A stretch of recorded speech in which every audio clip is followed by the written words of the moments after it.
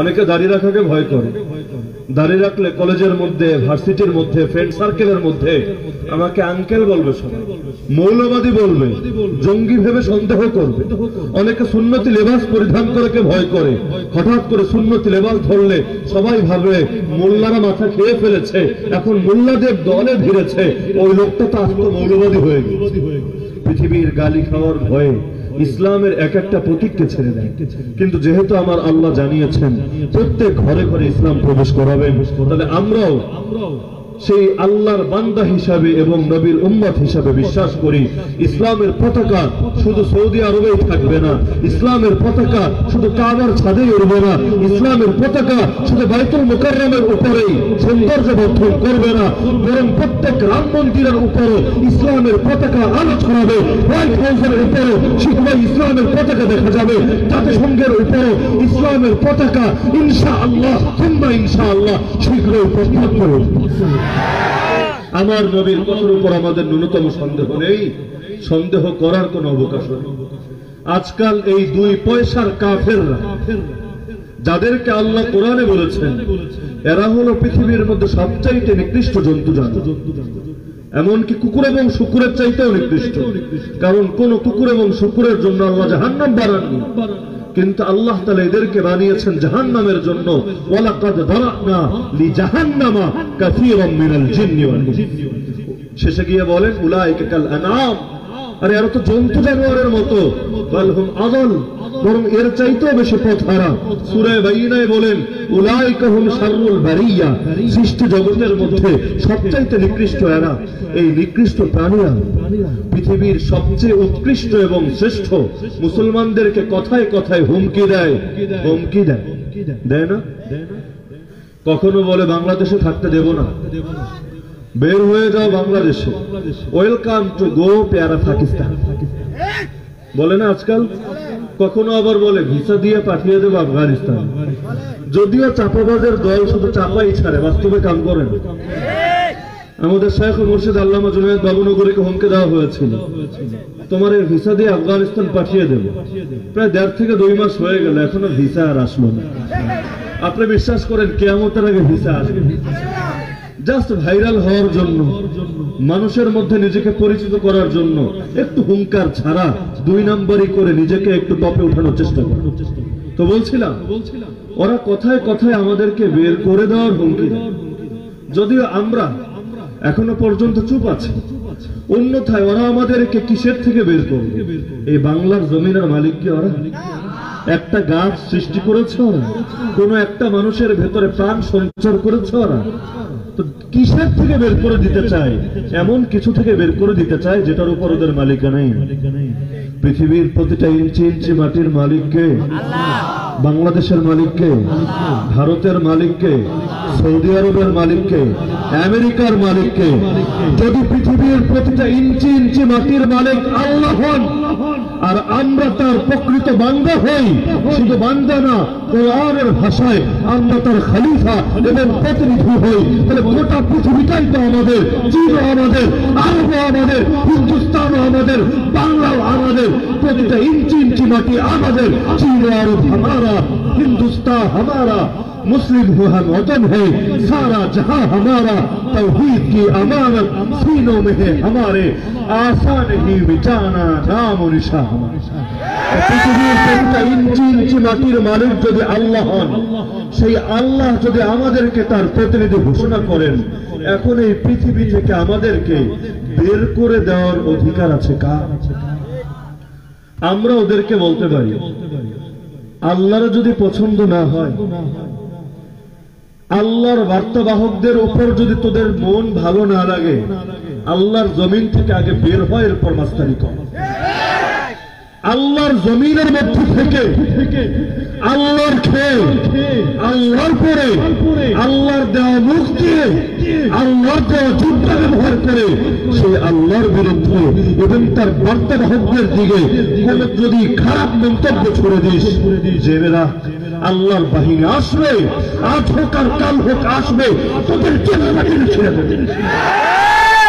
আমার আল্লাহ ছাড় দেন কিন্তু ছেড়ে দেন।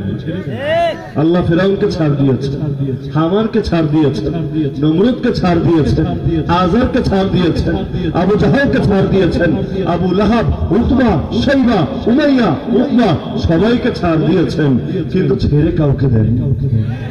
আমার আল্লাহ ছাড় দেন, কিন্তু ছাড় পেয়েই মহাখুশি হয়ে যেও না।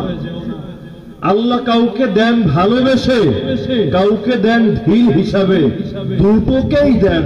ফিরাউনকেও দেন, নবী সুলাইমানকেও দেন, দুই দেওয়া কিন্তু এক।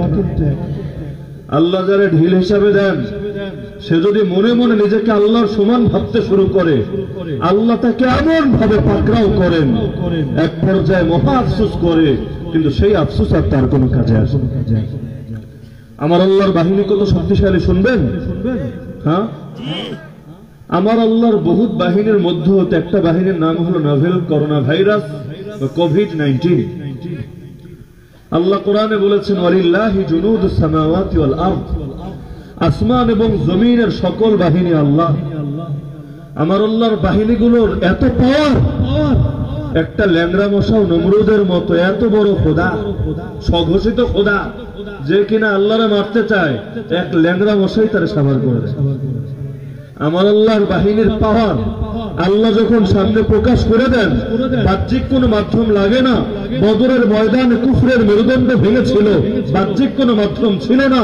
70টা উট, 8টা ঘোড়া আর 2টা তরবারি। 2 তরবারি দিয়ে কোনদিন 1000 তরবারির মোকাবেলা সম্ভব না। কিন্তু আল্লাহ নিজে যখন অপরাধীদেরকে পাকড়াও করেন, তরবারি 2টা লাগে না। তরবারি যদি 0টাও থাকে, আমার আল্লাহ তার বাহিনী পাঠিয়ে সবাইকে বরবাদ করে দিতে পারে। কখনো আবাবিল পাঠিয়ে হস্তি বাহিনীকে ধ্বংস করেছেন, ফেরেশতা পাঠিয়ে তার ডানার এক প্রান্তের এক আঘাত দিয়ে এক জনপদকে পুরো আস্ত সাগরে পরিণত করেছেন। আমার আল্লাহর বাহিনীগুলোর পাওয়ার কিন্তু কম না। আল্লাহর বাহিনী ফেরেশতাও হয়, আল্লাহর বাহিনী ভাইরাসও হয়, আর আল্লাহর বাহিনী আমার আপনার মতো অনেক সাধারণ মুসলমান। কিন্তু আল্লাহ যাকে তার বাহিনী হিসাবে কবুল করেন, কোরআনে তাদের ব্যাপারে নিজে জানিয়ে দিয়েছেন, আলা ইন্না হিজবাল্লাহি হুমুল গালিবুন, আমার বাহিনী বিজয়ী হবে, পৃথিবীর কোন শক্তি তাদেরকে পরাজিত করতে পারবে না। আমার আল্লাহর বাহিনীর মোকাবেলা করতে যারা আসে, বড় বড় শক্তি নিয়ে আসে, যে পৃথিবী থেকে আল্লাহর বাহিনীকে তাড়িয়ে দেবে, কিন্তু পৃথিবীর ইতিহাস সাক্ষী, আল্লাহর বাহিনীকে তাড়াতে এসে নিজেরাই তেড়ে চলে যায়। আবু জাহাল অনেকে না করেছিল, ময়দানে যাওয়ার দরকার নাই। আবু সুফিয়ানের ব্যবসায়ী কাফেলাকে তো নবী দখল করতে পারেননি, নিরাপদে মক্কায় চলে এসেছে। আবু জাহাল কি দরকার গায়ে পড়ে মুসলমানদের সঙ্গে যুদ্ধ করার? কিন্তু মালাউনরা সবসময় গায়ে পড়েই মুসলমানদের সঙ্গে যুদ্ধ বাঁধাতে চায়। মুসলমানরা চায় শান্তিতে থাকতে, শান্তি নিয়ে চলতে, শান্তি প্রতিষ্ঠা করতে, কিন্তু ওরা মুসলমানদেরকে শান্তিতে থাকতে দেয় না। যদি দিতই, মুসলমানদের প্রথম কিবলা কেন মুসলমানদেরকে ফিরিয়ে দেয় না? মুসলমানদের মসজিদ যেটা তাদের আল্লাহর ঘরকে ভেঙে কেন সেখানেই মন্দির বানাতে হয়? যদি শান্তিতে থাকতেই দিত, মুসলমানদের ধর্মীয় উৎসব ঈদুল আজহা, ওদের ভাষায় ধর্ম যার যার, উৎসব সবার। মুসলমানদের উৎসব হলো ঈদুল আজহা। এই ঈদুল আজহার দিন কোন মুসলমান যদি গরু জবাই করে কোরবানি করে উৎসব পালন করতে চায়, গরু জবাইয়ের বিনিময়ে ধরে তাকেও জবাই করে। কখনো কয়েকজন মিলে এসে মুসলমানদের উপর চাপ প্রয়োগ করে, বল জয় শ্রীরাম, যদি বলে তাকে ছেড়ে দেয়, যদি না বলে পিটিয়ে সেখানেই হত্যা করে। তার মানে বিভিন্ন সময় ওরা গায়ে পড়ে এসে ঝগড়া বাঁধাতে চায়। আপনাদের চট্টগ্রামে গত 2 মাস আগে রাজপথের মধ্যে দাঁড়িয়ে গায়ে পড়ে ঝগড়া বাঁধানোর উস্কানি দিয়েছিল কারা? আমরা। বিভিন্ন সংগঠনের নাম বলে জুতা মারো তালে তালে বলেনি, শেষে গিয়ে বলেছে কুরুক্ষেত্রের হাতিয়ার বিশ্বাস অনুযায়ী সেই যুদ্ধ যেই যুদ্ধের পর রামের রাজত্ব কায়েম হয়েছিল এবং সকল হিন্দুত্ববাদী শক্তির মধ্যে ঐক্য প্রতিষ্ঠা হয়েছিল, সেই যুদ্ধের নাম কুরুক্ষেত্র। আমাদের যেমন আছে বদর, ওদের আছে কুরুক্ষেত্র। ওরা প্রকাশ্যে দাঁড়িয়ে হুঙ্কার দিচ্ছে কুরুক্ষেত্রের হাতিয়ার গর্জে আরেকবার। তার মানে এতদিন পর্যন্ত ওরা যে উস্কানিমূলক কথাগুলো নিজেদের নেতাদের আলোচনার মধ্যে বলে আসতো যে বাংলাদেশ, ভারত, পাকিস্তান এবং মিয়ানমার এই সবগুলো অঞ্চলকে মিলিয়ে তারা একটা অখণ্ড রাজ্য বানাবে, যে রাজ্যের নাম হবে রাম রাজ্য। ওদের ভাষায় মায়ের হারিয়ে যাওয়া সন্তানকে মায়ের কোলে ফিরিয়ে দেবে। এখানে আল্লাহ রাসূলের কোন রাজত্ব চলবে না, এখানে একমাত্র রামের রাজত্ব চলবে। এতদিন যেই উস্কানি দিয়ে আসতো, প্রথমে ট্রায়াল শুরু করলো। দেখ, এতদিন বলেছিলাম পুরো অঞ্চলটাকে রাম রাজ্য বানাবো, এর ভেঙে দিলাম, ঠিক সেখানেই রামের মন্দির বানালাম।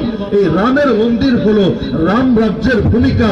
মুসলমানরা তোরা আমাদের কিছুই করতে পারিস, এভাবে হুমকি ধমকি দিল এক সময়। এরপর প্রকাশ্যে প্রতীক ব্যবহার শুরু করলো, হাতের মধ্যে লাল ফিতা বাঁধা শুরু করলো। এখন প্রকাশ্যে সংখ্যাগরিষ্ঠ মুসলমানের দেশে এসেই বলে কুরুক্ষেত্রের হাতিয়ার গর্জে ওঠা আরেকবার। তার মানে পৃথিবীর সকল মুসলিম শক্তির নিপাত যাক, রামের শক্তির জয় হোক। কিন্তু বাতিল পন্থীরা বাতিল কথাগুলো এত সাহসের সঙ্গে বলে যায়, অপরদিকে আমাদের হকপন্থী মুসলমানরা হক কথাগুলো সাহসের সঙ্গে বলতে পারে। এমনকি একজন যদি বলতে চায় 10 জন তাকে দমিয়ে দেয়। বহির্শত্রু দমায় না, আমেরিকা এসে দমায় না, ইসরায়েল এসে দমায় না, একই লেবাস একই পোশাকের মানুষগুলো এসেই তাকে দমিয়ে দেয়। এমনকি তার ক্ষতি করার জন্য যত পন্থা আছে সব পন্থাকে কাজে লাগে।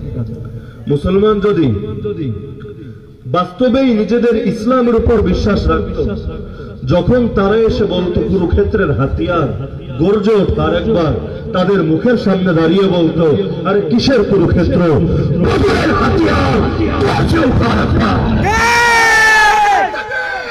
আল্লাহু আকবার, আল্লাহু আকবার, গর্জে ওঠা আরেকবার, বদরের হাতিয়ার, আল জিহাদ, আল জিহাদ, সাবিলুনা, সাবিলুনা, আল্লাহু আকবার। ওরা তো শুধু হিন্দুস্তান জয়ের স্বপ্ন দেখে, শুধু এটাকে রাম রাজ্য বানানোর স্বপ্ন দেখে। কিন্তু আমার নবী আমাদেরকে 1450 বছর আগে জানিয়ে গিয়েছেন কিয়ামতের আগে অখণ্ড রাজ্য কায়েম হবে।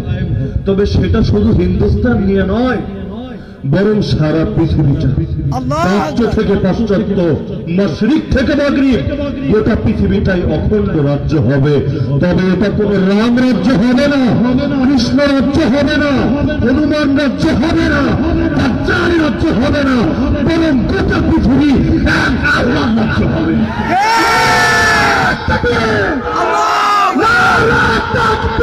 আল্লাহু আকবার, বাচ্চারা হুশিয়ার সাবধান, সাবধান, মালাউনের বাচ্চারা, তাগুতের বাচ্চারা, হুশিয়ার সাবধান, সাবধান, তাগুতের বাচ্চারা, নারে তাকবীর।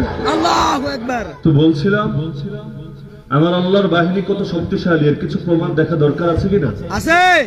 এই যুগে যতদিন পর্যন্ত আপনি দুটো জিনিস চিনতে না পারবেন, হেদায়েতের উপর থাকতে পারবেন।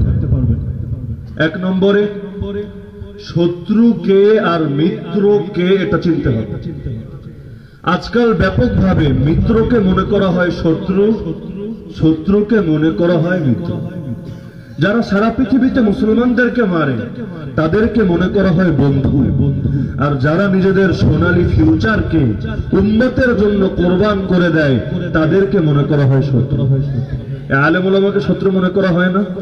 অথচ আপনার কি মনে হয় এই যে আলেমরা, এদের মেধা ছিল না, সম্ভাবনা ছিল না, যোগ্যতা ছিল না? এই মেধাকে জেনারেল লাইনে কাজে লাগালে আপনার মতো আজকে বড় উকিল, ব্যারিস্টার, বড় ডক্টর, বড় ইঞ্জিনিয়ার হতে পারতো না? নিজের এই বাহ্যিক সোনালী জীবনটাকে, সোনালী ফিউচারকে নিজের হাতে জবাই করলো এই আপনাকে জাহান্নাম থেকে বাঁচানোর জন্য। সে শুধু নিজের জান্নাত নিয়ে ভাবেনি। যদি ভাবতো শুধু মসজিদে পড়ে থাকতো, নামাজ রোজা করতো, হজ যাকাতের উপর আমল করতো, ব্যক্তিগত আমল করতো, বেশ জান্নাতে চলে যেত, শুধু নিজেকে নিয়ে ভাবেনি, উম্মতকে নিয়ে ভেবেছে। আমার নবীকে যেমন পাথর ছোড়া হলেও নবী বারবার দাওয়াত নিয়ে ছুটে যান, নবীকে তরবারি হাতে নিয়ে জবাই করতে আসলেও নবী মুহাব্বতের সঙ্গে কোরআনের তেলাওয়াত শুনিয়ে দেন। এই আলেমরাও তো একই কাজ করে। পৃথিবীর মানুষ যতই হুমকি দেয়, কেউ এসে বলে ঘাড় ভেঙে দেবো, কেউ বলে আঙ্গুল ভেঙে দেবো, কেউ বলে বঙ্গোপসাগরে ফেলে দেবো, কেউ বলে মেরে বুড়িগঙ্গায় ভাসিয়ে দেবো, তারপরে তারা বলেই যায় হে উম্মত, আলোর পথে আসো, জান্নাতের পথে আসো, নইলে তোমার আখিরাত বরবাদ হবে। তুমি বন্ধু চেনো, শত্রু চেনো। যদি শত্রুকে বন্ধু মনে করো, এই শত্রু তোমাকে জাহান্নামের উত্তপ্ত আগুনের মধ্যে নিয়ে ফেলবে, যে আগুন থেকে কোনোদিন আপনি গালি দেওয়ার পরে আপনার সামনে দাওয়াত নিয়ে ছুটে আসে। আজকে আপনার চোখেই তারা খারাপ, আপনার চোখেই তারা চাঁদাবাজ। আপনি শ্রেষ্ঠ ঘুষখোর হওয়া সত্ত্বেও তারা চাঁদাবাজ বলে টিটকারি মারেন। এর চাইতে বড় হতভাগ্যের কথা আর কি আছে? তো বলছিলাম, বন্ধু চিনতে হবে আর শত্রু চিনতে হবে, তাগুতকে চিনতে হবে আর নবীর ওয়ারিসদেরকে চিনতে হবে। কোন ব্যক্তি যদি তাগুতকে না চেনে, তাগুতের সঙ্গে সম্পর্ক ছিন্ন করতে পারবে না, ঈমানও হেফাজত করতে পারবে।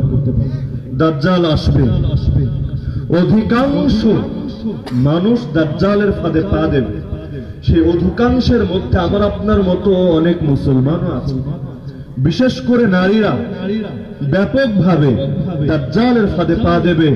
একটাই কারণ, তারা বন্ধু আর শত্রুর মধ্যে পার্থক্য করতে পারেনি, তাগুতকেও চেনেনি, আল্লাহ এবং তার রাসূলের আদর্শবাহীদেরকেও চেনে। যদি বন্ধুকে চিনতে চাই, কোরআনের দিকে তাকাতে হবে। যদি শত্রুকে চিনতে চাই, তাও কোরআনের দিকে তাকাতে হবে। যে কোরআন বন্ধুত্ব শিক্ষা দেয়, একই কোরআন শত্রুতাও শিক্ষা দেয়। কেউ যদি শুধু কোরআন থেকে বন্ধুত্বের সবক নেয়, শত্রুতার সবক না নেয়, সেই ব্যক্তি কখনো মুসলমান হতে পারবে না। সে বলবে আমি হচ্ছে গোলামি, সবাইকে নিয়ে আমি চলি, আমার উপর কেউ অসন্তুষ্ট না, আমি মুহাম্মদুর রাসূলুল্লাহ সাল্লাল্লাহু আলাইহি ওয়াসাল্লামের সঙ্গেও ভালো সম্পর্ক রাখি, আবু জাহালের সঙ্গেও সুসম্পর্ক রাখি, আমি এমন ভাবে চলি আল্লাহ খুশি, শয়তানও বেজার না। যদি কেউ এমন হয়, সেই মানুষকে মুসলমান বলা যাবে? আল্লাহর রাসূলের যুগে কাফেররা আবু বকর, ওমর, ওসমান, আলীর প্রতি সন্তুষ্ট ছিল না। তারা সন্তুষ্ট ছিল আব্দুল্লাহ বিন উবাই বিন সালুল এবং তার অনুসারী মুনাফিকদের। তার মানে কারো উপর যদি সবাই সন্তুষ্ট হয়ে যায়, পৃথিবীর সব কাফেরও সন্তুষ্ট, সব নাস্তিকও সন্তুষ্ট, সব বেঈমানও সন্তুষ্ট, এমনকি যারা আল্লাহর উপর সন্তুষ্ট হতে পারেনি, আল্লাহর নবীর উপর সন্তুষ্ট হতে পারেনি, এরাও তার উপর সন্তুষ্ট, আপনি নিশ্চিতভাবে জেনে নেন সে হকের উপর নেই।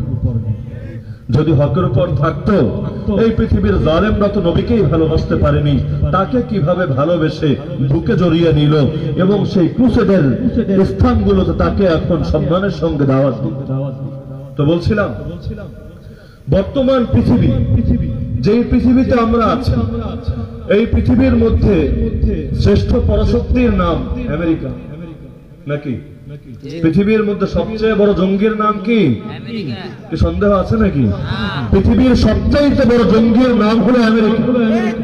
যে আমেরিকা সারা পৃথিবীকে রক্তের সাগরে ভাসিয়ে দিয়েছে। এই আমেরিকার আগে বা আমেরিকার সঙ্গে মিলে আরেকটা পরাশক্তি ছিল, যেই পরাশক্তির নাম ছিল রাশিয়া বা সোভিয়েত ইউনিয়ন। এই রাশিয়া এবং আমেরিকার একটা বিষয়ের প্রতি আমি বিশেষভাবে দৃষ্টি আকর্ষণ করব। কারণ হলো, আমার নবী যেই সময় দুনিয়াতে ছিলেন, সেই সময় আল্লাহ তাআলা কোরআনে জানিয়েছেন রোমবাসীরা কিছুদিন পর বিজয়ী হবে, পারস্যবাসীদেরকে পরাজিত করবে। সেদিন মুমিনরা আল্লাহর সাহায্য দেখে খুশি হবে। তার মানে মুমিনদের একটা বৈশিষ্ট্য হলো পৃথিবীর তাগুতের পরাজয় দেখে তারা খুশি হয়। সেই সময়ে রোমের খ্রিস্টানরাও মুসলমানদের দুশমন ছিল, পারস্যের অগ্নি পূজকরাও মুসলমানদের দুশমন ছিল। কিন্তু এই দুই শত্রুর মধ্যে পারস্য ছিল বড় শত্রু, রোম ছিল ছোট শত্রু। ছোট শত্রুও যদি বড় শত্রুকে পরাজিত করে, আল্লাহ কোরআনে বলেন মুমিনরা খুশি হয়। সেখানে মুমিনরা নিজেরাই যদি তাদেরকে পরাজিত করে, খুশি হবে না বেজার? আরে বলো না, খুশি হবে না বেজার? এই বর্তমান পৃথিবীর সুপার পাওয়ার কারা, কিসের ভিত্তিতে সুপার পাওয়ার হলো, এটা যদি বুঝতে পারেন কিভাবে আবার ইসলামের বিজয় আসবে, যেটার কথা আমি শুরুতে বলেছিলাম, শীঘ্রই ইসলাম বিজয়ী হবে। এই বিজয়টা কিভাবে আসবে এটাও ইনশাআল্লাহ বুঝতে পারবেন। যেহেতু আগেই বলেছি এই যুগ ইসলামের বিজয়ের যুগ, তো কিভাবে বিজয়ের যুগ এর প্রমাণও তো দেওয়া উচিত। যে দাবি করে তাকে প্রমাণ দিতে হবে। কিন্তু রাত বেজেছে 11:05। এই আলোচনার সূচনা করলে একটু লম্বা সময় হয়তো লেগে যাবে, এজন্য প্রথমে আপনাদের থেকে অনুমতি চেয়ে নিচ্ছি। এই বিষয়কে আলোচনা শুরু করবো না, এখানে সমাপ্ত করে দেব। শুরু করেন। অনেকের চোখে ঘুম ঘুম দেখা যাচ্ছে, কি বলেন? শুরু আলোচনা করেন। চলবে শুরু করেন। কতক্ষণ? আপনারা যদি চলেন আমি ইনশাআল্লাহ ফজর পর্যন্ত চালাতে পারবো। আমি হচ্ছে গাড়ির ড্রাইভার, মালিক যদি বলে তুই চলতে থাক, ড্রাইভার তো গাড়ি চালাবেই। যদি আপনারা সজাগ থাকেন আর তাওহীদ জনতার তাওহীদের আগুন নিজেদের হাত দ্বারা প্রকাশ করে দেন, গোটা পৃথিবীকে জানিয়ে দেন আমরা শুধু ঘুমপ্রিয় জাতি না, আমরা তো বিজয় প্রিয় জাতি, তাহলে ইনশাআল্লাহ আমি প্রয়োজনে ফজর পর্যন্ত চালিয়ে নিয়ে। ইনশাআল্লাহ। তবে আপনাদের মধ্যে যদি দেখি ঘুম ঘুম ভাব চলে এসেছে, অথবা বাসায় যাওয়ার আগ্রহ জেগে উঠেছে, পেটের মধ্যে ক্ষুধার আগুন জ্বলেছে, অথবা গিন্নি বাসায় কত রাত পর্যন্ত আর অপেক্ষা করবে একাকী, একথা ভেবে এখান থেকে যাওয়ার প্রস্তুতি নেওয়ার হাবভাব প্রকাশ পেয়েছে, তাহলে আমি আলোচনা শেষ করব। তো বলছিলাম এই আমেরিকার আগে দুনিয়ার এক পরাশক্তি ছিল, যে পরাশক্তির নাম হলো রাশিয়া। একটা বড় শক্তি পরাজিত হওয়ার পেছনে অনেকগুলো ফ্যাক্টর থাকে, অনেকগুলো কারণ থাকে, কিন্তু এর মধ্যে কিছু কিছু কারণ থাকে যেটা বিশেষভাবে উল্লেখযোগ্য এবং যেটা তার পরাজয়ে বিশেষ ভূমিকা রাখে। আলোচনাটা হয়তো একটু সূক্ষ্ম মনে হতে পারে, তবে বর্তমান বিশ্ব ব্যবস্থা বোঝার জন্য এবং ইসলামের বিজয়ে কিভাবে আসবে এটা বোঝার জন্য এই বিষয়টা জানা আমি মনে করি বিশেষভাবে আমার তালিবুল ইলম যে ভাইয়েরা আছে। তালিবুল ইলম মানে মাদ্রাসার ছাত্র না, তালিবুল ইলম মানে যারা হক চায়, যারা ইলম অর্জন করতে চায়, যারা জ্ঞান চায়, তারাই তালিবুল ইলম। আমি মনে করি তালিবুল ইলমদের এই বিষয়টা জানা উচিত। শুধু জজবার দ্বারা আলোচনা শেষ করলেই হবে না, কিছু মৌলিক জ্ঞান আমাদের সকলের ভেতর থাকা উচিত, যেন আমরা নিরাশ না হয়ে যাই। আল্লাহ তাআলা ইসলামের মধ্যে নৈরাশ্য রাখেন, গণতন্ত্রের মধ্যে নৈরাশ্য আছে, সেকুলারিজমের মধ্যে নৈরাশ্য আছে, জাতীয়তাবাদের মধ্যে নৈরাশ্য আছে। এই তিনটা কুফরি মতবাদকে কাজে লাগিয়ে ইসলামী খেলাফতের সমাপ্তি ঘটানো হয়েছে। 1924 দ্য অটোমান এম্পায়ার, উসমানী সালতানাতের পতন ঘটেছে। আর্তুগরুল এবং সুলতান উসমানের দ্বারা যেই সালতানাতের সূচনা হয়েছিল, সুলতান আব্দুল হামিদের সময়ে এক মালউন, এক মুরতাদ কামাল আতাতুর্ক, সেই ব্যক্তির হাতে এই ইসলামী খেলাফতের পরাজয় ঘটেছে মূল তিনটা মতবাদের আলোকে। একটার নাম গণতন্ত্র, একটার নাম জাতীয়তাবাদ, আর একটার নাম সেকুলারিজম বা ধর্মনিরপেক্ষতা। এই তিনটা জিনিসকে কাজে লাগিয়ে তারা খেলাফতকে সরিয়েছে এবং খেলাফতের জায়গায় এই তিনটা জিনিসকে বসিয়েছে। আর পাগল মুসলমান এই 96 বছর যাবত, 1924 থেকে এখন 2020, এই 96 বছর যাবত এই তিন মতবাদকে কাজে লাগিয়ে আবার খেলাফত ফেরাতে চায়। বাপের শত্রুরে বন্ধু ভেবে বুকে যদি কেউ জড়িয়ে নেয়, তাকে কি সুসন্তান বলা যায়? যে তিন জিনিসের দ্বারা খেলাফতের সমাপ্তি ঘটানো হলো, কিছু কিছু হাইব্রিড মস্তিষ্কের অধিকারী মুসলমান এই তিন জিনিসের দ্বারা দুনিয়াতে আবার খেলাফত ফেরাতে চায়। কিন্তু আপনি বিশ্বাস করেন 96 বছরে পারেনি, 96,000 বছরেও পারবে। আমার নবীর আদর্শ যদি অবলম্বন করত 96 বছর লাগতো না, মাত্র 7টা বছরেই পৃথিবীর মধ্যে ইসলামী নেতৃত্ব প্রতিষ্ঠা হয়ে যেত। আমার নবী মক্কার মধ্যে কয় বছর মেহনত করেছেন? প্রথম 3 বছর দাওয়াত দিয়েছেন গোপনে, এরপর 3 বছর খেটেছেন জেল, গেল 6 বছর, 13 থেকে 6 গেলে থাকে কত? 7। এই 7 বছর ব্যাপকভাবে দাওয়াত দিলেন, উম্মতের মধ্যে দ্বীন প্রচার করলেন। আল্লাহ তাআলা মদিনার মধ্যে ইসলাম কায়েম করে দিলেন, নবীকে ইসলামী অঞ্চল এবং ভূখণ্ড দান করলেন। অথচ এই বোকারা 96 বছর যাবত মেহনত করে পৃথিবীর 1 ইঞ্চি মাটির মধ্যে ইসলাম কায়েম করতে পেরেছে? মিশরে বৈধভাবে ক্ষমতায় এসে পেরেছে ইখওয়ানুল মুসলিমিন বা মুসলিম ব্রাদারহুড ইসলাম কায়েম করতে, ইসলামী খেলাফত প্রতিস্থাপন করতে? এই তুরস্কের মধ্যে পেরেছে ইসলামী খেলাফত কায়েম করতে? পারেনি, পারবেও না। কারণ নাপাক জিনিস দিয়ে ধুয়ে কোনো জিনিসকে কখনো পাক করা যায় না। কুফর দিয়ে কোনোদিন ইসলাম কায়েম করা যায় না, অন্ধকার দিয়ে আলো বানানো যায়। তো বলছিলাম এই সোভিয়েত ইউনিয়নের পতনের পেছনে অনেকগুলো কারণ ছিল, কিন্তু এর মধ্যে মূল 2টা ফ্যাক্টর ছিল।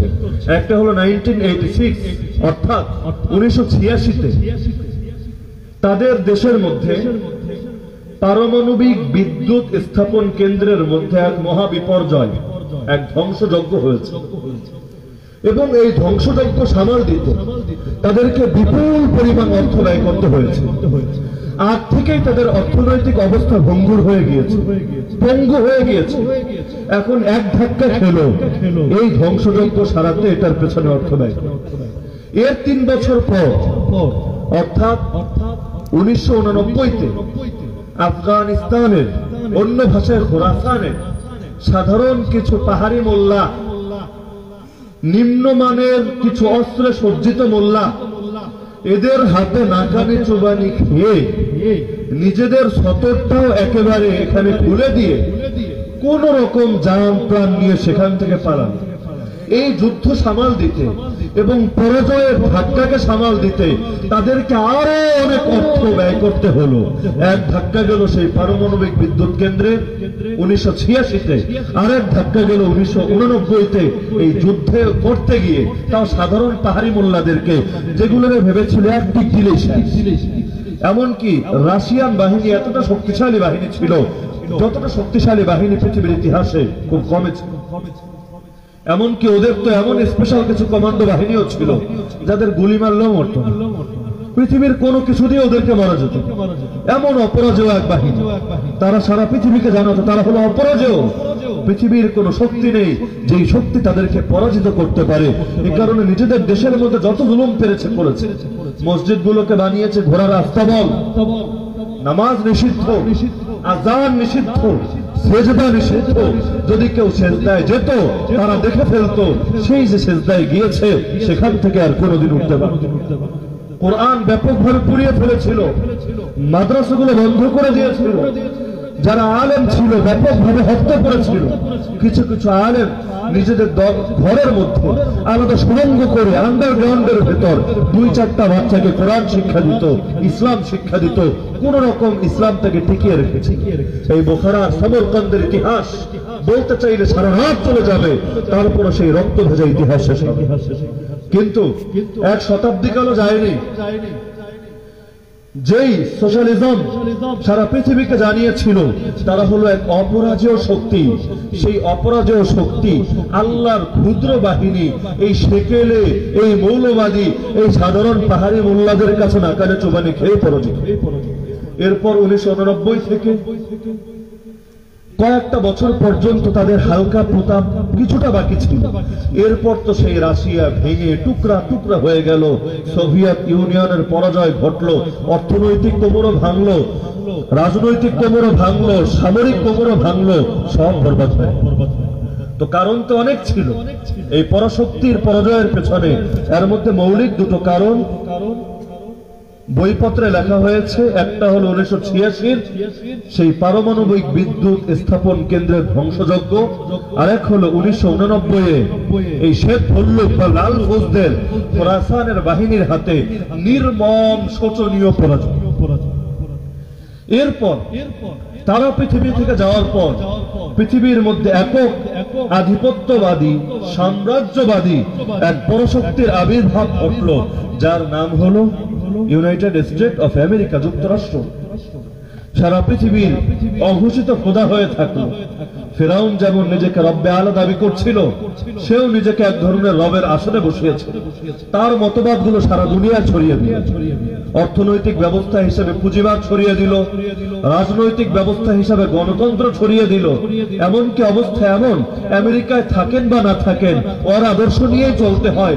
এমনকি ওর আদর্শের বিরুদ্ধে যদি বলেন পৃথিবীর অন্য রাষ্ট্র আপনাকে রাষ্ট্রদ্রোহী মামলায় ফাঁসিয়ে দেয়। আব্রাহাম লিঙ্কন বাংলাদেশের প্রেসিডেন্ট ছিল না? জি না, কোন দেশের প্রেসিডেন্ট? আমেরিকার। আধুনিক গণতন্ত্রের আবিষ্কারক হলে আব্রাহাম লিঙ্কন। সে আব্রাহাম লিঙ্কনের মতবাদের সমালোচনা করলে এই দেশের অনেক নাস্তিক বেঈমানের গা জ্বলে তো জ্বলে, অনেক লেবাসধারী মানুষেরও গা জ্বলে না? গণতন্ত্র নিয়ে কথা বললে অনেকের কলিজে আগুন লাগে না? তাই মনে হয় হুজুরটা আমার বিরুদ্ধে কথা কয়। কিরে ভাই, তোর বিরুদ্ধে নাস কেন? আমার আল্লাহ এবং তার রাসূল তো সবার বিরুদ্ধে বলেছেন যারা বাতিল ছিল। তাব্বাত ইয়াদা আবি লাহাব, আবু লাহাবের নাম ধরে বলেছেন। এখন তুই যদি সেই যুগে থাকতি, তুই তো বলতে আল্লাহ আল্লাহ নিজে উস্কানিমূলক বক্তব্য দিচ্ছে, সাম্প্রদায়িক কথাবার্তা বলছে, সমাজের মধ্যে উগ্রবাদ এবং চরমপন্থা ছড়িয়ে দিচ্ছে, যুবকদেরকে আবু লাহাবের মতো একজন নেতার বিরুদ্ধে উস্কে দিচ্ছে। কি বলতো না এই কথাগুলো? আরে বলতো কিনা? তো বলছিলাম সারা দুনিয়ার মধ্যে আমেরিকা এক আধিপত্যবাদ প্রতিষ্ঠা করলো। যেখানে যেখানে ইসলামের আলো জ্বলতে লাগলো সেখানেই আমেরিকা ওর টেরর বা সন্ত্রাসের বিরুদ্ধে যুদ্ধের নামে ইসলামের বিরুদ্ধে যুদ্ধ লাগিয়ে দিল। এক পর্যায়ে ন্যাটো নব্য ক্রুসেডার জোট গঠন করলো। ফ্রান্স, অস্ট্রেলিয়া সহ বিভিন্ন রাষ্ট্রকে নিজের সঙ্গে মিলিয়ে নিল। 10 মিলে করি কাজ, হারি জিতে না হিলাজ। এই সোভিয়েত ইউনিয়ন পাহাড়ি মোল্লাদের হয়তো মাইর খেয়েছে, আর আমরা এক আমেরিকা যদি মাইর খাই একটু লজ্জা বেশি লাগবে, আর সবাই মিলে মাইর খাই লজ্জাটা একটু কম লাগবে। সারা দুনিয়ায় মারপিট লাগিয়ে দিল, রক্তপাত করলো, সারা দুনিয়া মারলো ওরা, মুসলমানদেরকে গালিও দিল ওরা। কিরে ভাই, মারবি তো মার, অন্তত ইজ্জত দিয়ে কথা কর। মারবিও আবার গালিও দিবে, এটা কেমনে হয়? চোরের মায়ের বড় গলা। বাংলায় বলেন একটা কথা, চুরি তো চুরি, আবার সিনা চুরি। সারা দুনিয়ায় মুসলমানদের রক্তপাত কারা করে আমরা কি দেখি না? আরে দেখেন না নাকি আপনারা? আবার মুসলমানদেরকে জঙ্গিও বলে ওরা। আরে 150 কোটি আর 200 কোটি মুসলমান যদি জঙ্গি হতো, তোদের পরনে একটা জাঙ্গিয়াও থাকতো না। জঙ্গি মানে তো যোদ্ধা। মুবাল্লিগ ইসলাম মাহমুদ হাসান গনবী হাফিজাহুল্লাহ তো বুঝিয়ে দিয়ে গেছে, জঙ্গি মানে যোদ্ধা। আমরা তো সেই জাতি, 313 জন যোদ্ধায় যদি মাঠে নামে কুফরের মেরুদণ্ড ভেঙে যায়, সেখানে 150 কোটি যোদ্ধা যদি মাঠে নামে, পৃথিবীর কুফর তো পালানোর জায়গাও খুঁজে পাবে না। আল্লাহু আকবার, আল্লাহু আকবার। গর্জে উঠো আরেকবার, গর্জে উঠো আরেকবার। আল্লাহু আকবার। এই আমেরিকা যখন আফগানিস্তানের বুকে ইসলামী ইমারা কায়েম হলো, ইসলামী শাসন কায়েম হলো, সোভিয়েত ইউনিয়নের পতনের পরই আফগানিস্তানে ইসলাম কায়েম হয়নি, বরং রাশিয়া আফগানিস্তানের মুসলমানদের যত ক্ষতি করেছিল, এর চাইতে বেশি ক্ষতি আফগানিস্তানের লোকেরা নিজেরা নিজেদের করেছে। আফগানিস্তানের ইতিহাস যদি পড়েন, রাশিয়ার বিরুদ্ধে 4টা ফ্রন্টে তারা যুদ্ধ করেছিল 4 নেতৃত্বের অধীনে। যখন রাশিয়া চলে গেল, এখন এই 4 দল আপোষে মারামারি শুরু। কোন একটা দেশের মধ্যে যদি গৃহযুদ্ধ লেগে যায়, সেই দেশের এত বেশি ক্ষতি হয়, বহিঃশত্রু এসে যুদ্ধ করলে এত বেশি ক্ষতি হয়। কোথাও জালালউদ্দিন হক্কানি গ্রুপ, কোথাও ইউনুস খালেসের গ্রুপ, কোথাও হেকমতিয়ারের গ্রুপ, কোথাও আহমদ শাহ মাসুদের গ্রুপ। এমনকি রাস্তায় চলতে চাইলে এখানে দিতে হয় এই গ্রুপকে চাঁদা, 5 মাইল যাওয়ার পর ওই গ্রুপকে চাঁদা, 10 মাইল যাওয়ার পর ওই গ্রুপকে চাঁদা, শুধু চাঁদা আর চাঁদা দিতে দিতে মানুষ অতিষ্ঠ হয়ে যায়। জুলুমেরও কমতি ছিল না। এমনকি এমন ইতিহাসে পাওয়া যায়, কোন সুন্দরী নারী কোন এলাকার মধ্যে ছিল, এই যোদ্ধারাই তাদেরকে নিয়ে গিয়ে অন্যায় ভাবে তাদের সঙ্গে যৌন সম্পর্ক স্থাপন করেছে। এতকাল পর্যন্ত যারা রাশিয়ার বিরুদ্ধে জিহাদের ফরজ কাজ আঞ্জাম দিয়েছে, এখন দুনিয়ার লোভে পড়ে তাদের বড় একটা অংশই ইসলামের গোড়ায় কুঠারাঘাত করতে লাগে। একটা পর্যায়ে মাদ্রাসার সাধারণ কিছু ছাত্র এই দৃশ্যটা দেখে, যে ছাত্রগুলো ইলমে খুব উচ্চাঙ্গের ছিল না, কিন্তু ভেতরে তাওহীদের আগুন ছিল, ভেতরে দ্বীনের জজবা ছিল। মুফতি ফজলুল হক আমিনী, আল্লাহ তার কবরকে নূরে নূরান্বিত করুন, একটা বড় সুন্দর কথা বলতেন, আমার কথাটা খুবই ভালো লাগে, যে কিছু লেবাসধারী আলেম বিক্রি হতে পারে, কিন্তু ছাত্ররা আলহামদুলিল্লাহ কখনো বিক্রি হয় না। এই ছাত্রদেরকে নিয়ে জন্যই আমরা অনেক বড় স্বপ্ন দেখি। এই যুব সমাজ যদি সচেতন হয়ে যায়, যুব সমাজ যদি ইসলামের জন্য নিজেদেরকে হুসাইনের মতো করে উপস্থাপন করে, ইনশাআল্লাহ গোটা পৃথিবীটা আলোকিত হবে, পৃথিবী থেকে জুলুমের পরিসমাপ্তি ঘটবে, আল্লাহর জমিনে এক আল্লাহর রাজত্বই কায়েম ইনশাআল্লাহ। এজন্য ইসলামের বিজয়ের বার্তাটা আজকে এই তালিবুল ইলমদের সামনে রেখে যাচ্ছি, এই আশা নিয়ে। আল্লাহ ভালো জানেন এখান থেকে কোন ব্যক্তি যুগের সালাহুদ্দিন হয়ে বের হয়ে আসবে, কোন ব্যক্তি যুগের খালিদ বিন ওয়ালিদ হিসাবে গড়ে উঠবে। আরে আল্লাহ চাইলে কেউ সুলতান মোহাম্মদ গজনবী হতে পারে, আল্লাহ চাইলে কেউ মোহাম্মদ আল ফাতেহ হতে পারে, আল্লাহ চাইলে কেউ আত্মগুল হতে পারে, আল্লাহ চাইলে কেউ ইউসুফ তাসফিন হতে পারে, আল্লাহ চাইলে কেউ মোহাম্মদ বিন কাসেম হতে পারে, আল্লাহ চাইলে কেউ কুতুবউদ্দিন বখতিয়ার কাকি হতে পারে, আল্লাহ চাইলে কেউ সুলতান গুড়িয়ে হতে পারে, আল্লাহ চাইলে কেউ শাহজালাল হতে পারে, আল্লাহ চাইলে কেউ যুগের মোল্লা বংশধর হতে পারে। আল্লাহ কাকে কিসের জন্য কবুল করেন আমরা জানি না। আমরা দায়ী, পেশাজীবী কোনো বক্তা না। আমাদের কাজ দাওয়াত পৌঁছে দেওয়া, আমাদের কাজ আল্লাহ এবং তার রাসূলের কোন বিধান এবং নির্দেশনাকে গোপন না করে, রাগ ঢাক না করে উম্মতের সামনে তুলে ধরা, যাতে করে যারা ধ্বংস হওয়ার তারা প্রমাণ সহকারে ধ্বংস হয় এবং যারা বিজয়ী হওয়ার তারা প্রমাণ সহকারে বিজয়ী হয়। আল্লাহ কোরআনে নিজে বলেছেন, লিয়াহলিকা মান হালাকা আন বাইয়িনা ওয়া ইয়াহইয়া মান হাইয়া আন বাইয়িনা। তো দাওয়াত দেওয়াটা কি বড় পাপ হবে? না। দাওয়াত শুনলে কলিজা আগুন লাগবে না। আমাদের কলিজা তো এত মজবুত কলিজা, দুনিয়ার সব কাফেররা গালি দেয়, এতে আগুন লাগে না। তাহলে আমি ছোট্ট একটা দাওয়াত দিয়েই যাই, আশা করি আগুন লাগবে। যদি আগুন লাগেও কিছুই করার নেই। পৃথিবীর কোন মুনাফিকের যদি হকটা অপছন্দ হয়, আমরা তার সামনে দাঁড়িয়ে বলবো, আল্লাহ আমাদেরকে কোরআনে জানিয়েছেন নামাজ রোজা যেমন ইবাদত, কাফেরদের কলিজায় আগুন লাগিয়ে দেওয়া ইবাদত। ولا يطؤون موطئا يغيظ الكفار আয়াতের শেষ, ইল্লা কুতিবা লাহুম বিহি আমালুন সালিহ। মুসলমান এমন যত পদক্ষেপ গ্রহণ করে যার কারণে কাফেরদের ভেতরে রাগ এবং ক্ষোভের আগুন জ্বলে ওঠে, এর দ্বারা আল্লাহ তাদের নেক আমলের সওয়াব লেখে। আমার নবী কাফের এবং মুনাফিকদের ক্রোধের ভয়ে ইসলামের দাওয়াত, হকের দাওয়াত বন্ধ করেননি। আমরাও কেন করব? মায়ের খাবো, সমস্যা কি? মায়ের দেওয়াও সুন্নত, মায়ের খাওয়াও সুন্নত। কি সন্দেহ আছে নাকি? বদরে মায়ের দিয়েছেন, তায়েফে মায়ের খেয়েছেন, 3 বছর জেল খেটেছেন। নবী ইউসুফ আরো লম্বা সময় জেল খেটেছেন। নবী ইব্রাহিমকে আগুনে ফেলা হয়েছে, নবী ইসমাইলের গলায় ছুরি চালানো হয়েছে, কোন নবীর মাথার উপর তরবারি রেখে দ্বিখণ্ডিত করে দেওয়া হয়েছে, কোন নবীকে কুয়োর মধ্যে ছুঁড়ে ফেলা হয়েছে। আমাদের ইতিহাস মায়ের খাওয়ার ইতিহাস, মায়ের দেওয়ার ইতিহাস। আমাদের কোন জিনিসের ভয় দেখাবে? যেই জিনিসের ভয় দেখাবে সেটার জন্য তো আমরা পাগল হয়ে আছি। মৃত্যুর ভয় দেখাবে আমাদেরকে। আমরা তো বিশ্বাস করি দিনের জন্য যদি জীবন যায়, মরতে দেরি জান্নাতে যেতে হবে। এমনকি আমার আল্লাহ আমার হিসাব কিতাবও নিবে না। পৃথিবীর সবচাইতে সহজ মৃত্যু, জান্নাতে যাওয়ার সবচাইতে সংক্ষিপ্ত পথ, রক্তের প্রথম ফোঁটা মাটিতে পড়ার আগেই জীবনে কত গুনাহ করেছি, সব গুনাহ আল্লাহ ক্ষমা করে দিবেন। প্রাণটাকে নিয়ে জান্নাতের একটা সবুজ পাখির ভেতর ঢুকিয়ে দিয়ে বলবেন, আরে যা যা জান্নাতে উড়ে বেড়া, আর যেই নিয়ামত ইচ্ছা সেটা ভোগ কর। আর পৃথিবীর মানুষদেরকে বলবে, ওয়ালা তাকুলু ওয়ালা তাহসাবান্না। দুই আয়াতে দুটো বলছেন, যাদেরকে আমার পথে শহীদ করা হয়েছে খবরদার ওদেরকে মৃত বলবিও না, মৃত বলাও হারাম, মৃত ভাববিও না, মৃত ভাবাও হারাম। ওরা তো অমর, বাল হুম আহিয়া, ওরা তো জীবিত। আরে তোরা মৃত হতে পারিস, ইন্নাকা লা তুসমিউল মাউতা, কিন্তু ওরা তো মৃত না, বাল হুম আহিয়া, ওরা জীবিত।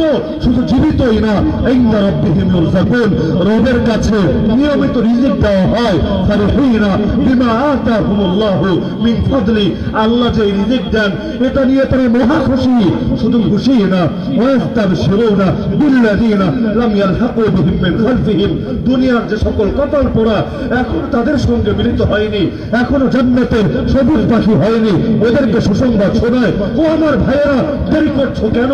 আল্লাহ খাউফুন আলাইহিম ওয়ালা হুম ইয়াহজানুন, তোমাদের কোনো ভয় নাই, তোমাদের দুঃখের কোনো কারণ নাই। আসো শহীদের কাফেলায় ছুটে আসো। আল্লাহু আকবার। তা আমাদেরকে কোনো জিনিস দিয়ে দমানো যাবে?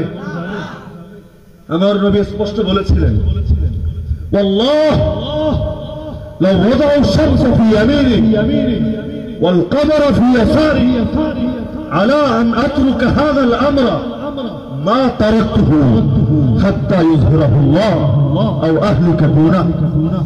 আল্লাহর কসম করে আমি নবী মুহাম্মদ বলছি, ওরা যদি আমার এক হাতে আকাশের সূর্য এনে দেয় আর এক হাতে এনে চাঁদ রাখে, তারপরে আমি নবী এই দিনকে ছাড়বো না, তাওহীদকে ছাড়বো না, হককে ছাড়বো না, যতক্ষণ না আল্লাহ তার দিনকে বিজয়ী করেন, অথবা আমি নবী এর জন্য শহীদ হয়ে যাই। সহজে বললে হয়তো শহীদ নয়তো শাহাদাত। ঠিক। আল্লাহর জমিনে যদি আল্লাহর দিন না থাকে, আমাদের বেঁচে থাকার অর্থটা কি হবে? জীবন দিয়ে যেই জীবনের মধ্যে দ্বীনের অবমাননা দেখতে হয়, দ্বীনের পরাজয় দেখতে হয়, আরে আমার মতো হাজার উসামা কুরবান হয়ে যাওয়া আল্লাহর একটা বিধান অবমাননা হওয়ার চাইতে অনেক সহজ, অনেক সহজ। সিদ্দিক আকবরের মতো মুসলমান আজ খুঁজে পাওয়া যায় না। ঈমান তেজে বলিয়ান হয়ে হুঙ্কার দিবে, আয়ানফুসু দ্বীন ওয়া আনা হাই। আমি জীবিত থাকতে ইসলামের এতটুকু ক্ষতি হবে, এটা তো মেনে নেওয়া যায় না। ঠিক। যদি ইসলামের ত্রুটি হয়, ইসলামের ক্ষতি হয়, গোটা পৃথিবীর মুসলমান বেঁচে থাকার চাইতে মরে যাওয়া ভালো। অন্তত আল্লাহর কাছে জবাবদিহিতা করতে হবে না।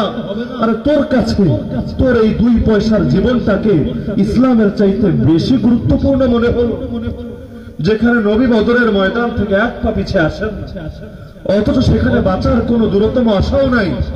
ইসলামের ইতিহাসে সবচেয়ে বড় ফেদাই অভিযান, সেখানে আমার নবী পড়ে আছে জীবনের মায়ায়, ইলমি আমলি কাজের দোহাই দিয়ে ভেগে আসেননি।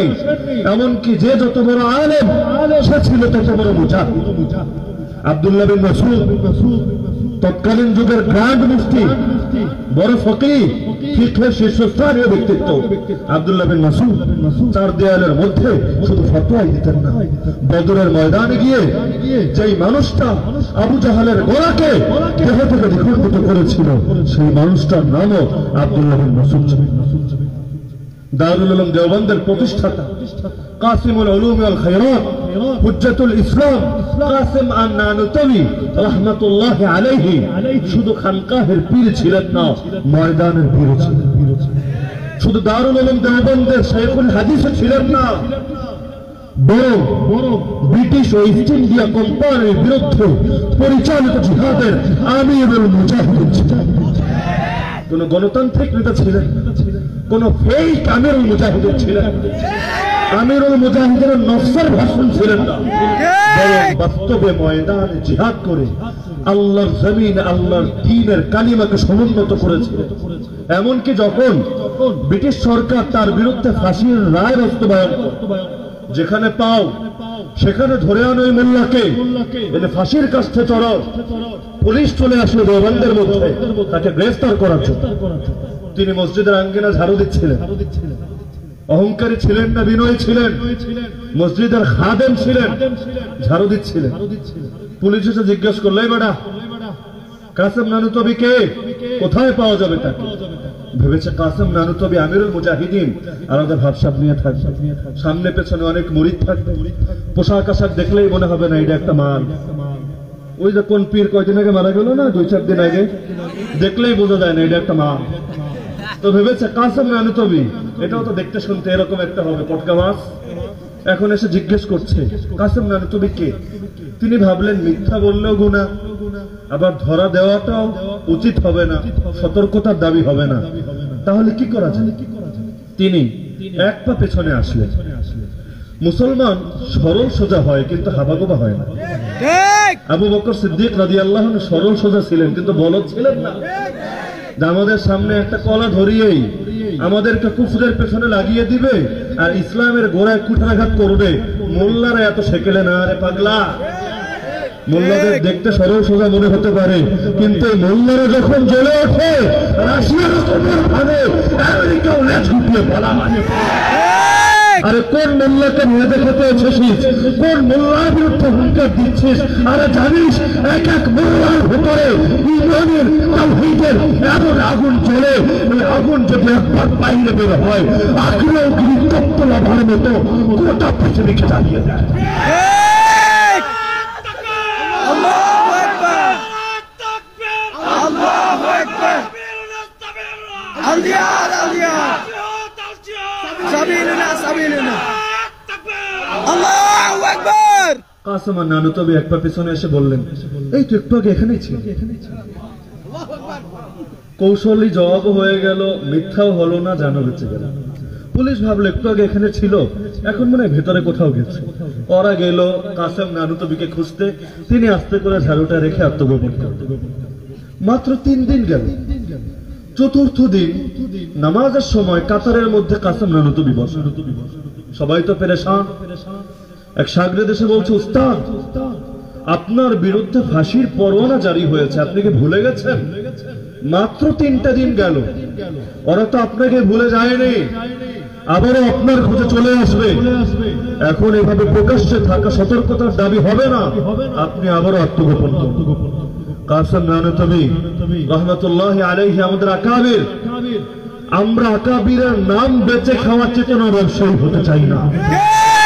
আমরা আকাবিরের আদর্শের পতাকাবাহী মুসলমান হতে চাই। আল্লামা ইকবাল তার এক কবিতার মধ্যে বলেছিলেন, আমাদের বড়রা এটা করেছে, বড়রা এটা করেছে, এই কথা আর কতদিন বলবে মুসলমান? নিজে কবে সেই বড়র মতো হবে? আমরা শুধু সেই জাতি না যারা এতটুকুই বলবো, উলাইকা আবাই ফাজিনি বিমিথলিহিম ইদা জামাআতনা ইয়া জারিমুল মাজামি। আমরা শুধু সেই জাতি না যারা শুধু বাপকে নিয়ে গর্ব করি, বরং আমরা সেই জাতি যারা বুকের রক্ত দিয়ে হলে সেই বাপের পথেই চলি। আমাদের আদি পিতাও নবী, আমাদের জাতির পিতাও নবী। আদি পিতার নাম আদম, জাতির পিতার নাম ইব্রাহিম। কোরআনের 6 জায়গায় আল্লাহ আদেশ করেছেন সেই জাতির পিতার মিল্লাত, তার আদর্শ, তার ধর্মের অনুসরণ করো। আমরা সেই জাতির পিতার আদর্শের অনুসরণ করে নিজেদেরকে সুসন্তান বলে পরিচয় দেই, কারণ আমরা কুসন্তান হতে চাই, আমরা চেতনা ব্যবসায়ী হতে চাই না। আমরা তো এই কারণে জানিয়ে দেই তাদের মতো করে, যতদিন ভেতরে প্রাণ আছে, যতদিন প্রাণের স্পন্দন আছে, যতদিন দেহের ভেতর 1 ফোঁটা রক্ত চলমান থাকবে, ততদিন আমরা হকের কথা বলেই যাব, হকের পথে চলেই যাব। পৃথিবীর কোন শক্তি আমাদেরকে হক থেকে সরাতে পারবে না। যদি আমাদেরকে থামাতে চাও, একটা কৌশলী আছে, যে কৌশলের কথা বলেছিল আসহাবুল উখদুদের ছোট্ট সেই বালক, আমাকে মেরে ফেলো, তাহলে মুখ থামবে। কিন্তু যতদিন ভেতরে প্রাণের ন্যূনতম স্পন্দন থাকবে, ততদিন এই মুখ আল্লাহু আকবার বলে যাবে। অনেকে এসে জিজ্ঞেস করে, হুজুর কি করতে পারবেন আপনারা? কোন শক্তি নাই, দুর্বল, অসহায়। পৃথিবীর কুফরি পরাশক্তি আপনাদের একটা মশার দামও তো দেয় না। কি হতে চান জীবন? ভেবেছেন কি কাসেম নানু তবি হয়ে যাবেন? আমি জবাব দিই তাদেরকে, আমি ভাই এত বড় স্বপ্ন দেখি না, আমি তো আসহাবুল উখদুদের ছোট্ট সেই বালক হতে চাই, যেই বালক কোন অঞ্চল বিজয় করতে পারেনি, কোন মাজলুমকে জুলুমের হাত থেকে বাঁচাতে পারেনি, 1 ইঞ্চি ভূখণ্ডের উপর কালেমার পতাকা উড়াতে পারেনি, কিন্তু তার সাথে যা ছিল সেটা দিয়েছে, রক্ত দিয়েছে, রক্ত দিয়ে ইসলামের ইতিহাস লিখেছে। তার রক্ত দেওয়া দৃশ্য দেখে গোটা সম্প্রদায়ের সবাই সঙ্গে সঙ্গে কালেমা পড়ে ইসলাম কবুল করে। শহীদের রক্ত কখনো বৃথা যায় না। গত 2 দিন আগে শহীদ বাড়িয়ায় বলে এসেছি, শহীদ বাড়িয়ার মুসলমান এই শহীদানের রক্ত কখনো বৃথা যেতে দেন না আমার আল্লাহ। যেই ভূমিতে শহীদের রক্ত পড়ে, সেই ভূমিতে 2 দিন আগে বা পরে ইসলাম আবাদ হয়ে যায়। কারণেই তো কবি বলেন, ইসলাম জিন্দা হোতা হ্যায় হর কারবালা কে বাদ। কারণ কারবালার ময়দানে যখন হুসাইনের রক্ত পড়ে, একদিকে তো শহীদের রক্ত ঝরে, আর একদিকে সেই রক্তে ইয়াজিদের পেট্রোলের ফয়সালা লেখা হয়ে যায়। ওরা বাবরি মসজিদকে শহীদ করেছে। একদিকে মনে বড় কষ্ট, আর একদিকে অনেক আশা। এক মসজিদ শহীদ হয়েছে, লক্ষ কোটি মসজিদের নিরাপত্তার ব্যবস্থা করে দিয়েছে। এক মসজিদ শহীদ হয়েছে, হাজারো মুজাহিদকে জাগিয়ে দিয়েছে। মক্কার মধ্যে যেমন 360টা মূর্তি ঢুকেছিল, আজকে বাবরি মসজিদের মধ্যে মূর্তি ঢুকেছে। কিন্তু যেমনি মাত্র 8 বছরের মাথায় মক্কা থেকে 360টা মূর্তিকে লাঠি মেরে বের করে দেওয়া হয়েছে, শীঘ্রই আমরাও বাবরি মসজিদ থেকে সকল শিরকের প্রতীককে, সকল বাতিল প্রতিমাকে লাঠি মেরে বের করবো, আল্লাহর ঘরকে আল্লাহর ইবাদতের জায়গায় পরিণত করব। আল্লাহু আকবার। আল জিহাদ, আল জিহাদ, আল জিহাদ, আল জিহাদ, সাবিলুনা, সাবিলুনা, নয়তো শাহাদাত, হয়তো শরিয়া। আল্লাহু আকবার। তো বলছিলাম, কাসেম নানতবী রহমতুল্লাহ আলাইহি জবাব দিলেন, দেখো বাবা, আমি তো মৃত্যুর ভয়ে আত্মগোপন করিনি। নবীর সিরাত আমার মাথায় আসলো, দেখলাম নবী মক্কা থেকে মদিনায় যাওয়ার পথে একটা গুহার মধ্যে 3 দিন আত্মগোপন করেছিলেন। আমি ভাবলাম নবীর অনেক সুন্নতের উপর তো আমল করেছি, এই সুন্নতটা তো বাকি রয়ে গেছে। প্রকৃত মুসলমান তো খুঁজে খুঁজে নবীর সুন্নতের উপর আমল করে। সাহাবীদের দিকে তাকান না, কতটা পাগল পড়া হয়ে থাকতেন। আব্দুল্লাহ বিন ওমর খুঁজে খুঁজে সুন্নাত বের করতেন। নবী চলার সময় এক জায়গায় ইস্তেঞ্জা করতে বসেছিলেন, তার ইস্তেঞ্জার কোনো চাপ নাই, সেখানে গিয়ে একটু বসছেন, ইস্তেঞ্জা করার ভাব করছেন, আবার ফিরে আসছেন। সঙ্গী জিজ্ঞেস করছে, হযরত আপনি তো ইস্তেঞ্জা করেননি, এমন করলেন কেন? তিনি বললেন, দেখেছিলাম রাসূল পথ চলার মধ্য দিয়ে এখানে বসে ইস্তেঞ্জা করেছিলেন, রাসূলের এই সুন্নাতটা তো ছাড়তে পারি না। ঘোরা করে যাচ্ছেন, হঠাৎ করে মাথাটা নিচু করে দিলেন। হযরত মাথা নিচু করলেন কেন? এখানে তো কোনো গাছ নাই, কোনো ডাল নাই, মাথা নিচু করার কারণ কি? বলল, পেয়ারে আকার সঙ্গে যাচ্ছিলাম, তখন এখানে একটা গাছ ছিল, গাছের ডালটা নুয়ে ছিল, যখন তিনি যাচ্ছিলেন মাথায় লেগে যাওয়ার উপক্রম হয়েছিল, মাথাটাকে নত করেছিলেন। নবীর এই সুন্নাতটা তো আমি ছাড়তে পারি না।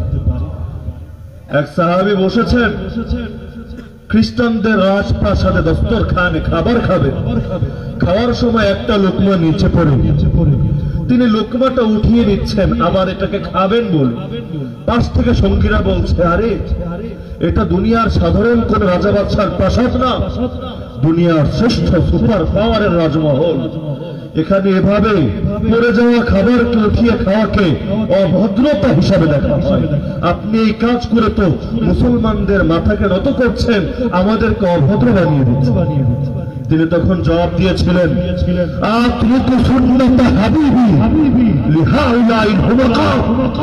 আর এই সকল কর্তব্যের জন্য আমি কি আমার হাবিবের সুন্নতকে ছেড়ে দেব? তো কাসেম নানুতবী বলেন, সুযোগ পেয়েছি নবীর একটা সুন্নতের উপর আমল করা, এই সুযোগ কি আর হাতছাড়া করা যায়? আর আজকে যদি এরকম কয়েকশো মুসলমানও থাকতো, বেশি না, 313টা মুসলমান থাকতো, আল্লাহ ভালো জানেন 313-র মধ্যে কি পাওয়ার তিনি রেখেছেন। নবী তালুতের সঙ্গীও ছিল 313, বদরের সঙ্গীও 313, খলিফা মাহদির হাতে বায়াত দিবে 313। আল্লাহ ভালো জানে জিহাদের ময়দানে এই 313-র কি পাওয়া। যদি 313 জন এমন পাওয়া যেত যারা জিহাদের জন্য আল্লাহর জমিন আল্লাহর কালিমাকে সমুন্নত করার জন্য নিজের পেটে পাথর বাঁধার সুন্নতের উপর আমল করতে রাজি থাকতো, পৃথিবীর কেউ তাদেরকে দমিয়ে রাখতে পারে। আমাদেরকে তো ফলাফলের মোকাল্লাব বানানো হয়নি। বিজয় আসবে না শাহাদাত আসবে আমরা জানি না, আমাদেরকে বলা হয়েছে চেষ্টা করো, চেষ্টা করলে তুমি তোমার মঞ্জিলে মকসুদে পৌঁছেই যাবে। কাসেম নানুতবী বলেন, নবীর গোটা ইতিহাস পড়েছি আমি, পুরোটা নিয়ে চিন্তা করেছি, এই 3 দিনের জায়গায় অতিরিক্ত আর কোন দলিল পাইনি যে নবী কোথাও কোন সময় 3 দিনের বেশি আত্মগোপনে থেকেছে। তো বাবা, আমি তো ফাঁসির কাছে যাওয়ার ভয় আত্মগোপন করিনি, নবীর সুন্নতের পর আমল করার জন্য আত্মগোপন করেছিলাম, 3 দিনে আমল তো হয়ে গেছে, এখন আমার লুকিয়ে থাকার কি প্রয়োজন? এ কারণে তো মুফতি ফজলুল হক আমিন রহমতুল্লাহ আলাইহি বলতেন, ফাঁসির কাষ্ঠে দাঁড়িয়েও আমরা তো হকের কথা বলেই যাব। তো বলছিলাম আমেরিকার কথা মনে আছে তো? রাশিয়া পরাজিত হওয়ার পর একক আধিপত্য প্রতিষ্ঠা করলো সারা দুনিয়ায়। 19টা বছর পর্যন্ত ইমারত ইসলামিয়ার সঙ্গে লড়াই করল। সেই কিছু ছাত্র যখন দেখলো, ইতিহাস মনে আছে তো নাকি ভুলে গিয়েছেন কথার ফাঁকে? সেই কিছু ছাত্র, সাধারণ মানের ছাত্র, তারা যখন দেখলো যারা নিজেদের মুখে রক্ত দিয়ে স্বাধীনতা এনেছে, এখন তারাই চেতনা ব্যবসায়ী হয়ে গেছে, তখন তারা নিজেরাই ধান্দাবাজ।